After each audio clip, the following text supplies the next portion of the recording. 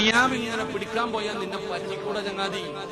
ഒരിക്കൽ ഉസ്താദിനെ കാണാൻ ശിഷ്യം വന്നു. ജോലിയൊക്കെ കിട്ടി ഇത്തിരി പൈസയായപ്പോ ഗുരുവിനെ കാണാൻ വേണ്ടി ശിഷ്യം വന്നു. ഉസ്താദിന്റെ അടുക്കൽ ചെന്നിട്ട് ഒരു സ്വർണ്ണ നാണയം കൊണ്ട് ഉസ്താദിന്റെ കയ്യിൽ കൊടുത്തു. ഉസ്താദ് പറഞ്ഞു, ദുനിയാവിനിക്ക വേണ്ട, നീ എടുത്തോ. ഉസ്താദ് ശിഷ്യനോട് പറഞ്ഞു, എനിക്ക് വേണ്ട, നീ എടുത്തോ.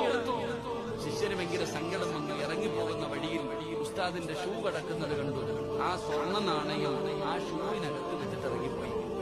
ഉസ്താദ് ക്ലാസ് എല്ലാം കഴിഞ്ഞ് ഇറങ്ങി വരുമ്പോ, കുട്ടികളുമായിട്ട് ഇറങ്ങി വരുമ്പോ ഉസ്താദിന്റെ ഷൂവിനകത്തൊരു സ്വർണ്ണ നാണയം കിടക്കുന്നു.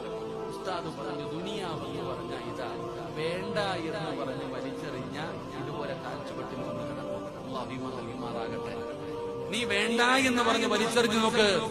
വേണ്ട എന്ന് പറഞ്ഞ് വലിച്ചെറിഞ്ഞാൽ ആ വലിച്ചെറിഞ്ഞത് നമ്മളെ തേടി വരുമടോ ദുനിയാവതാ.